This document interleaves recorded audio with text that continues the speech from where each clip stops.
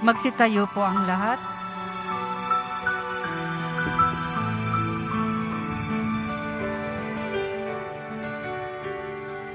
Purihin ang Panginoon, umawit ng kagalakan,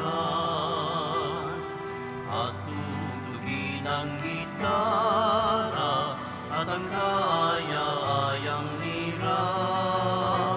Ipanin niyo ang trumpeta sa ating pagkabagabag. Sa Diyos tayo'y tumawag, sa ating mga kaaway, tayo ay Kanyang ililigtas. Purihin ang Panginoon, umawit ng kagalakan, at tugtugin ang gitara at ang kaaya-ayang lira. Ipanin niyo ang trumpeta. Sa ngalan ng Ama at ng Anak at ng Espiritu Santo, Amen. sumainyo ang Panginoon. At sumaiyo rin. Ang ating banal na misa po ay pagunita kay Santa Agnes.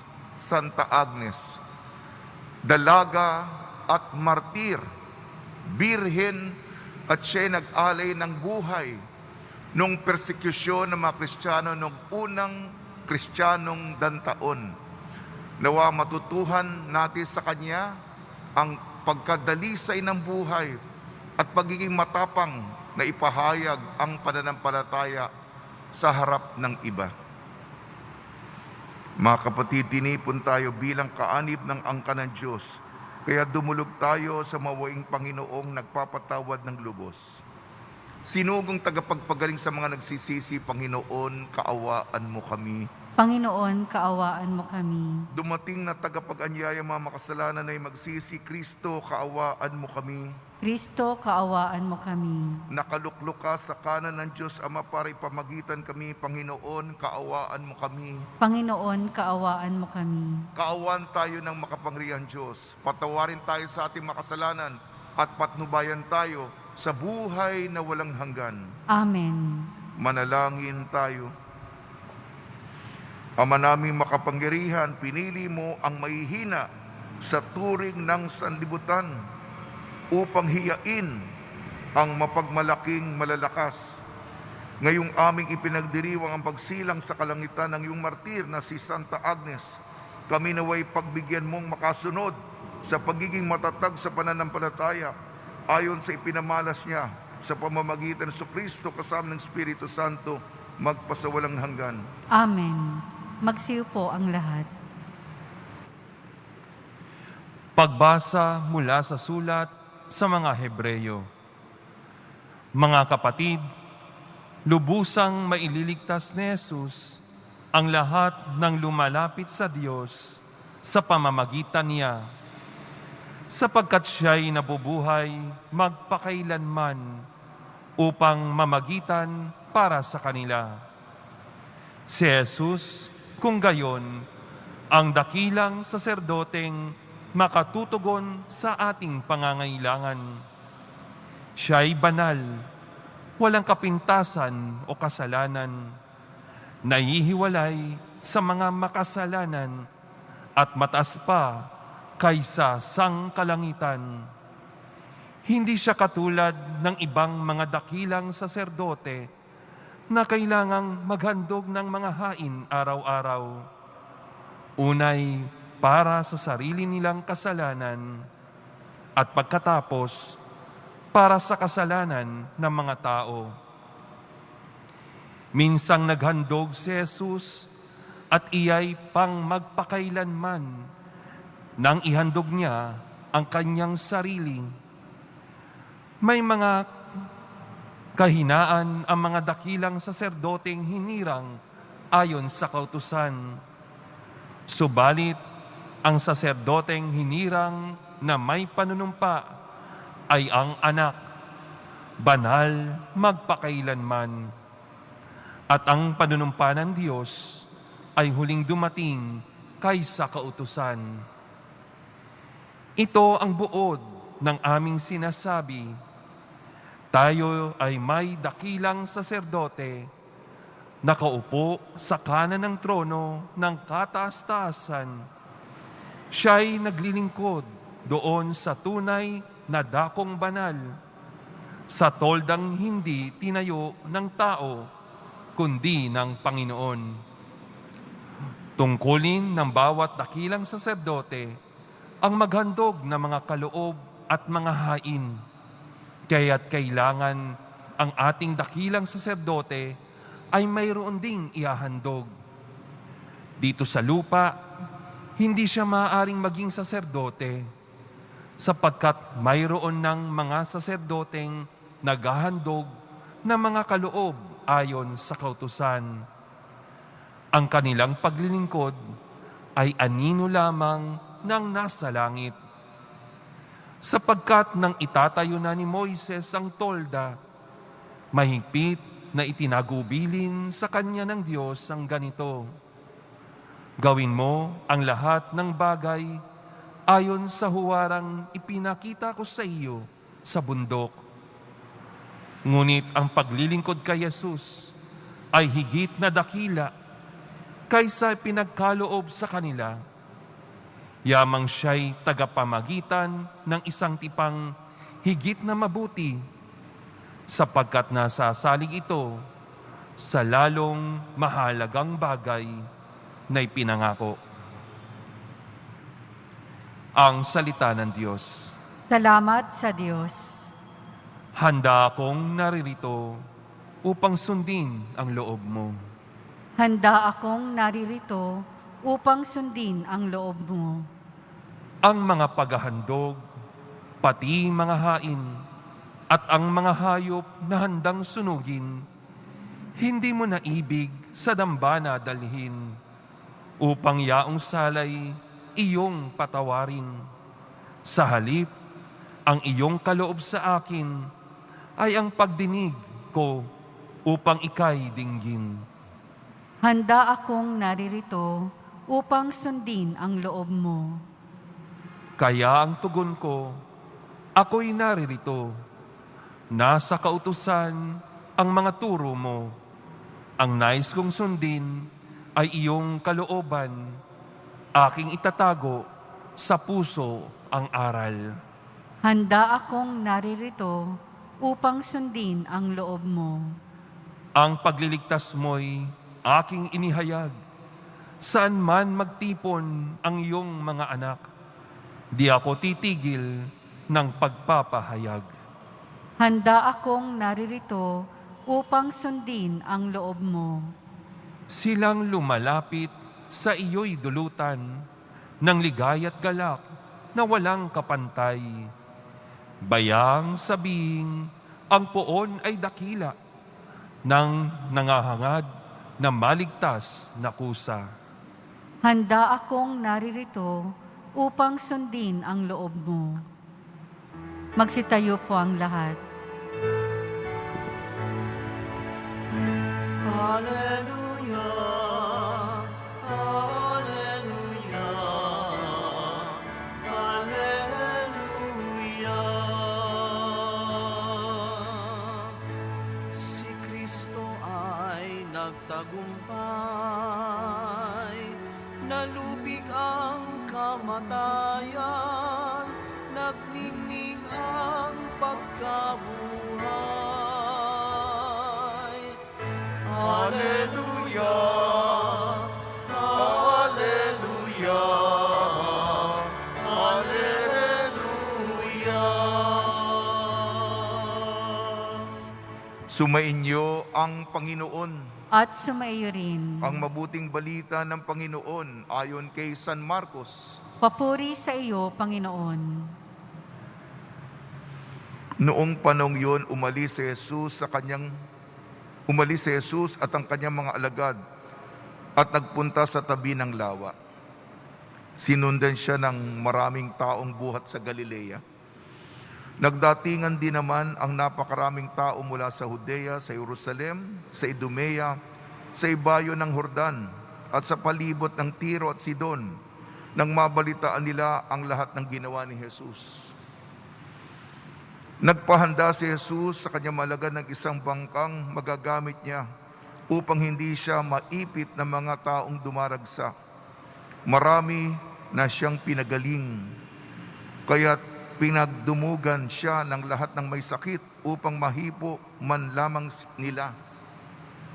Bawat inaalihan ng masasamang spirito ay nakakakita sa kanya at nagpapatira pa sa harapan niya at sumisigaw, "Ikaw ang anak ng Diyos." At mahigpit niyang pinagbawalan ni Jesus, ayaw niyang ipasabi kung sino siya. Ang mabuting balita ng Panginoon. Pinupuri ka namin, Panginoong Heso Kristo. Magsiyo po ang lahat. Binabati po namin kayo sa pagpapala, pagbibindisyon, pagbibiyaya at pagkakaloob ng maraming grasya mula sa ating butihing Poong Senyor. Sikapin po natin tuparin ang kalooban ng Diyos. Magkaroon tayo ng inspirasyon mula sa Biblia. Patuloy po natin pinagninilayan ang paksa sa unang pagbasa mula sa sulat sa mga taga-Ebreo. Si Jesus ang dakilang saserdote. Siya po'y inosente, malinis ang kanyang buhay, walang kapintasan, walang kasalanan. At siya ang namamagitan para sa ating mga makasalanan. Naging tao siya, kaya nga namamagitan siya sapagkat siya'y totoong-totoong Diyos, nagmula sa Diyos. At totoong-totoong tao naman na naging katulad natin maliban lamang sa kasalanan. Kaya yung tagapamagitan, dinadala niya ang ating mga petisyon sa taas. At siya naman, sa pamamagitan niya, dumadaan sa kanya ang mga biyayang kailangan natin. Sa ating ebanghelyo ayon kay San Marcos, makikita natin na nagiging popular si Jesus. Binanggit dito siguro mga geografiya ito. Basahin ko po. Galilea, Judea, Jerusalem, Idumea, Jordan, Tiro, Sidon. Siguro, hindi nyo alam ano ba yan. Pero ito yung iba't ibang mga lugar. Nabalitaan nila yung katanyagan ni Jesus. Si Jesus, para bang talagang yung mga popular, mabilis kasi kumalat ang balita. At yung mga may sakit, kahit naman saan may sakit, kahit dito na lang, sa maliit na grupo natin, meron tayong, siguro tayo, kamag-anak o kakilala may sakit. At nagpapagaling, nabalitaan nila. Si Jesus naman, nagpapalayas ng demonyo. Yung mga demonyo pa, yung mga masasamang spirito, kilala kung sino Jesus. Tahimik kayo, huwag niyo sabihin kung sino ako. Ito po yung misteryo kay Jesus. Tanyag na tanyag. Ngunit yung mga nakakakilala kung sino siya, pinagbabawalan. Yung mga masasamang espiritu pa. Masasamang espiritu pa ito, masasama. Kilala kung sino si Jesus. Huwag niyo sasabihin kung sino ako. Ito'y misteryoso. Pag nilayan po natin ito, sa mga misteryo talagang kailangan titigil tayo. Kahit yung unang pagbasa, kahit ako po, pari na ako, talagang napakalalim. Malalim talaga yung kailangan natin to. Hindi makukuha ito sa isang basahan o sa isang pandinig lamang. Kailangan mo nang namnamin natin. At kahit papano, unti-unti nating naunawaan. Ganyan ang estilo ng Diyos. Ang Diyos, makukuha mo lang sa dasal. Hindi yun. Lalapitan mo. Ano ba gusto mo? Ito. Hindi po ganyan. Matagal na po akong pare. Ako po'y para bang tatansyain mo. Nakatago pa, nakakubli pa. unti-unti mong mababanaagan, ayan po yung estilo niya. Maniwala po kayo. At kahit kayong madalas na, ang Diyos siguro, ganun ang buhay, ganun ang pag-ibig, ganun ang kaugnayan, lumalalim. Hindi madalian, hindi pinabibilis. May santa po ngayon, si Santa Agnes. Siya po'y, matutularan natin. Batang-bata pa, matapang na, handang mag-alay ng buhay, birhen, malinis, handa siyang, Panginoon, handa ko pong ialay ang buhay ko, mga aking sarili para sa iyo. Kumuha tayo ng inspirasyon. Tulong ni Maria, ni San Jose, mga santong tumutulong tuwing may pandemya, si San Roque, kahapon ay kapistahan ni San Sebastian. Nakipagdiwang po ako sa ating kapitbahay, patron din labang sa pandemya, at ni Santa Agnes. Maging bukas tayo sa kahiwagahan ng Diyos sa buhay natin.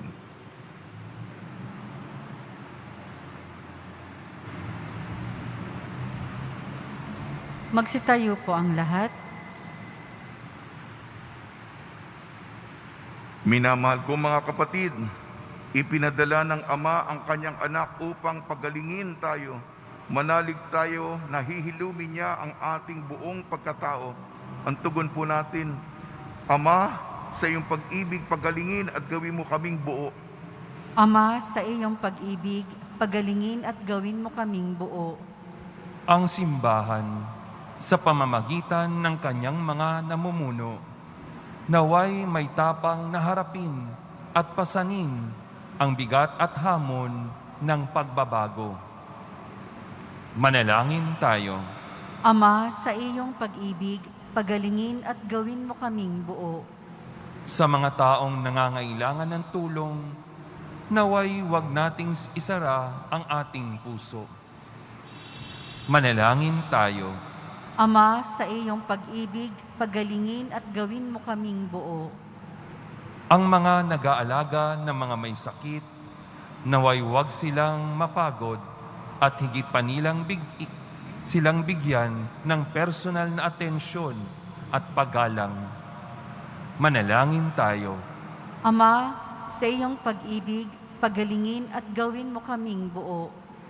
Ang mga taong mayroong sakit na walang lunas at walang angkop na gamot, naway palakasin sila ng kanilang pananampalataya sa Diyos. Manalangin tayo. Ama, sa iyong pag-ibig, pagalingin at gawin mo kaming buo. Diyos ng aming buhay, tulungan mo kaming maipagpatuloy ang gawain ni Jesus na magbasbas at magpagaling upang tunay naming maipahayag sa lahat ang mabuting balita. Hiniling namin sa pamamagitan ni Kristong aming Panginoon. Amen. Magsiyo po ang lahat.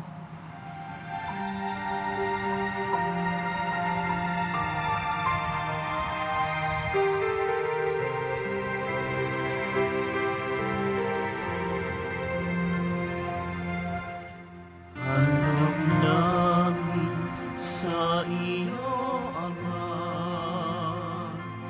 ang tinapay at alak na ito. Handog ng bayang umaasa, sumasambak nagmamahal sa'yo. Handog namin sa iyo, Ama, ang tinapay at alak na ito.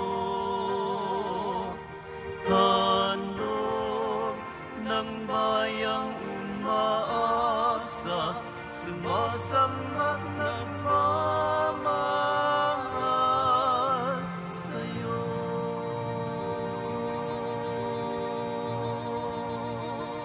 Magsitayo po ang lahat.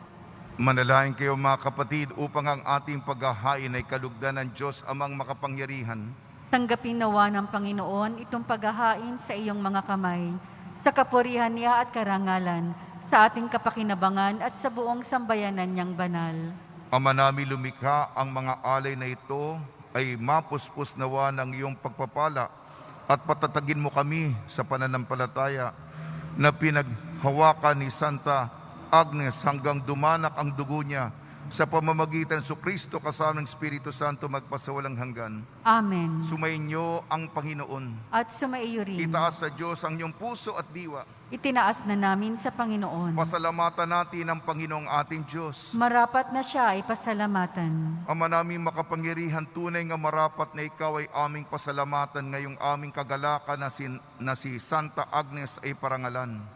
Siya'y kapanalig naming may paninindigan na ikaw ay pahayag kahit siya'y mamatay, sapagkat minarapat mong kanyang matularan ang iyong anak na naghain ng sariling buhay.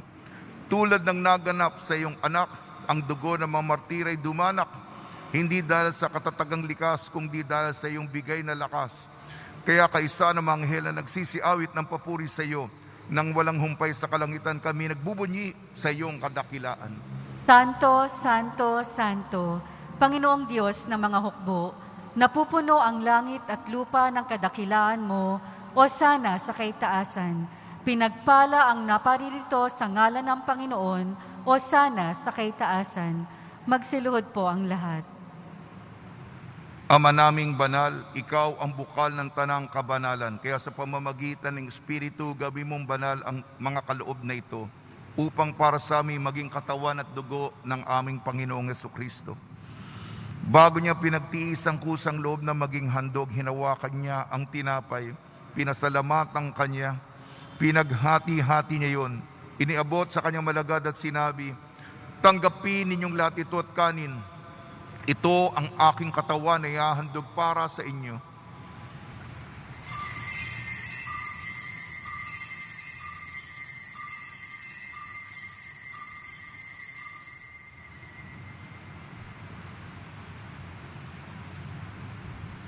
Gayun din naman nung matapos ang hapunan, hinawakan niya ang kalis, muli kanyang pinasalamatan. Inibot niya ang kalis sa kanyang malagad at sinabi, tanggapin ninyong lahat ito at inumin. Ito ang kalis ng aking dugo, ng bago at walang hanggang tipan.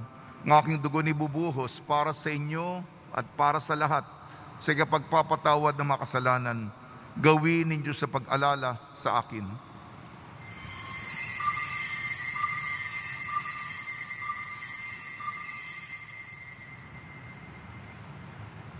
Magsitayo po ang lahat. Ipagbunyi natin ang misteryo ng pananampalataya. Si Kristo'y namatay, si Kristo'y nabuhay, si Kristo'y babalik sa wakas ng panahon. Ama, ginagawa namin ngayon ang pag-alala sa pagkamatay at muling pagkabuhay ng iyong anak. Kaya't inialay namin sa iyong tinapay na nagbibigay buhay, tangkalis na nagkakaloob ng kaligtasan. Kami nagpapasalamat dahil kami yung minarapat na tumayo sa harap mo para maglingkod sa iyo. Isinasamo namin kami magsasalo-salo sa katawan at dugo ni Kristo ay mabuklod sa pagkakaisa sa pamamagitan ng Espiritu Santo. Ama, lingapin mo yung simbahang laganap sa buong daigdig. Puspusin mo kami sa pag-ibig kaysa ni Francisco na aming Papa, ni Broderick na aming tagapangasiwa at ng Tanang Kaparian. Alalahanin mo rin ang mga kapatid namin na himlay na may pag-asang sila'y muling mabubuhay. Gayon din ang lahat ng mga pumanaw. Kaawaan mo sila at patuloyin sa iyong kaliwanagan. Kaawaan mo at pagidapating kaming lahat na makasalo sa iyong buhay na walang wakas kaysa ng mahal na Birhing Maria na ina ng Diyos. Ang ating Nuestra Señora de la Buena Hora, ng kabiyak na puso niyang si San Jose, kaysa ng mga apostol, ni Santa Agnes, San Aloysius Gonzaga, San Sebastian, San Lazaro, San Roque, ni San Juan Bautista at ng lahat ng mga banal na namuhay dito sa daigdig ng kalugod-lugod sa iyo. May pagdiwang nawa namin ng pagpupuri sa ikararangal mo sa pamamagitan ng anak na aming Panginoong Heso Kristo.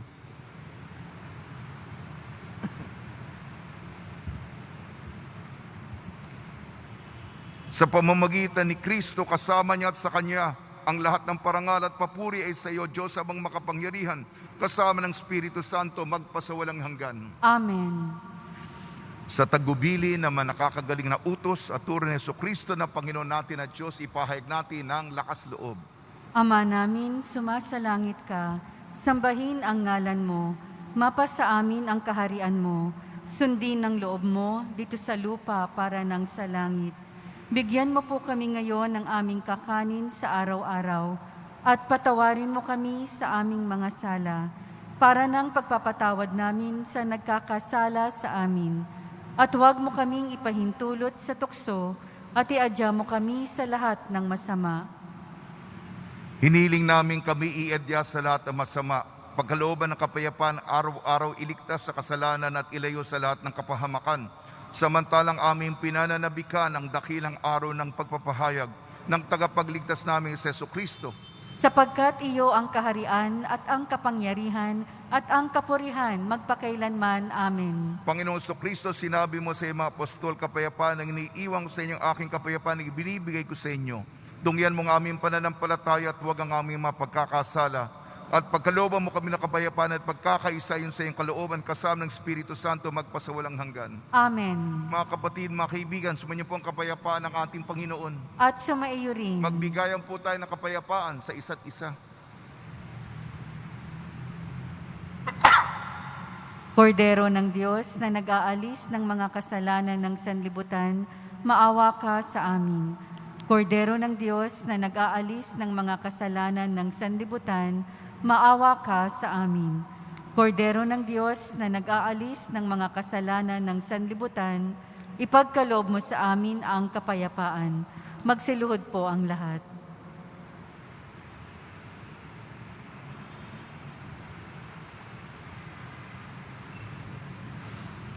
Ito ang kordero ng Diyos, ito nag-aalis ng kasalanan ng sanlibutan. Mapalad na mainayayahan sa kanyang piging. Panginoon, hindi ako karapat-dapat na magpatuloy sa iyo, ngunit sa isang salita mo lamang ay gagaling na ako.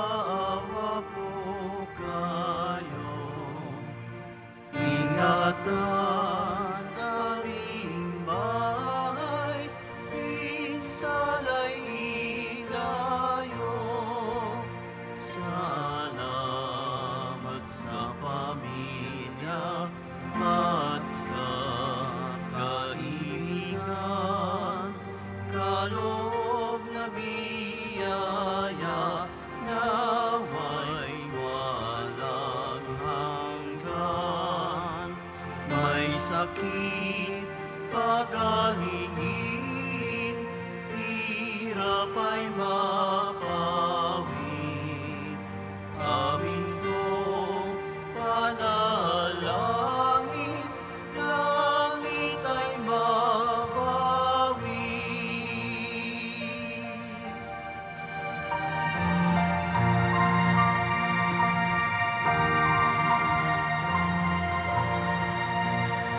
Tayo ay mapabilang sa kaharian niya. Araw ng bagong silang, lugar ng ligaya. Kapiling si Maria, pati si San Jose, anghel na masasaya, apostol na doon.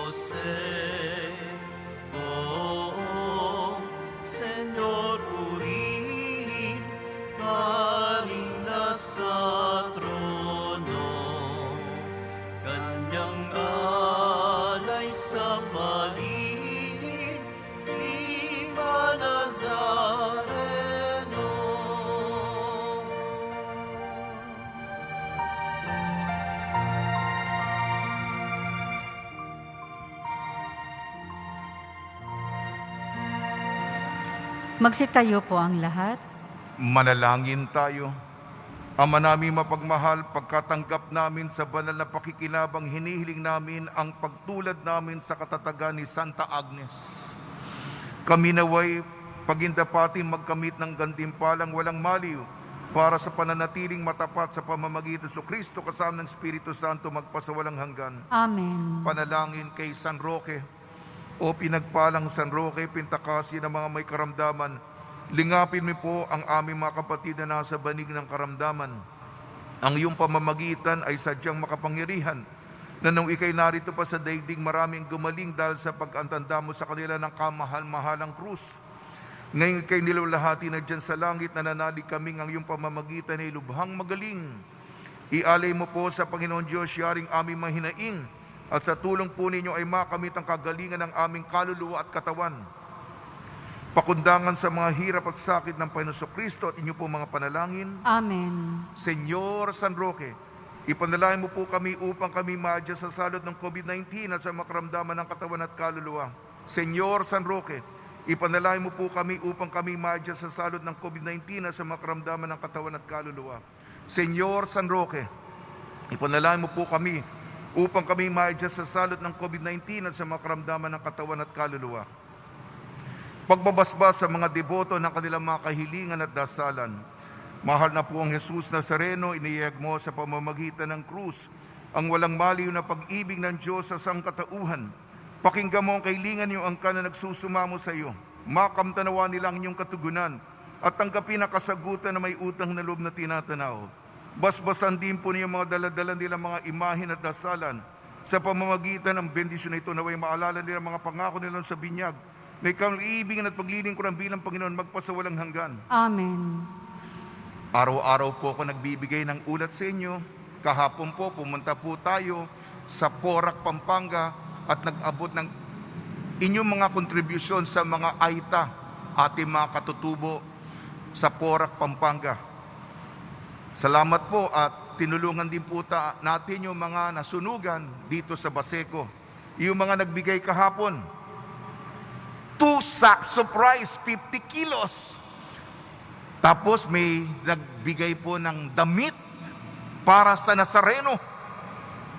4 sacks used clothes, 2 boxes Summit water, 1 box Lucky Me chicken, 1 box Pancit Canton, 2 gallons alcohol, 4 boxes Arla cheese, 1 box assorted biscuit, 2 boxes used clothes. Salamat po, wag po kayo magsawa. Kahit na ba ito'y patago, palihim, ito'y alam ng Diyos at ang Diyos ang siyang magbibigay ng biyaya sa inyo.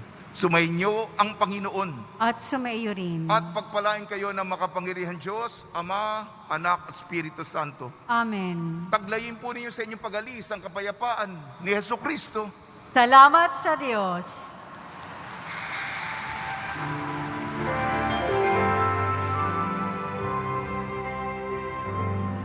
Nuestro Padre Jesus Nazareno, sinasamba ka namin, pinipintuho ka namin, aral mo ang aming buhay at kaligtasan. Nuestro Padre Jesus Nazareno, iligtas mo kami sa kasalanan. Ang krus mong kinamatayan ay sagisang ng aming kaligtasan. Nuestro Padre Jesus Nazareno, dinarangal ka namin. Nuestro Padre Jesus Nazareno, nilulwalhati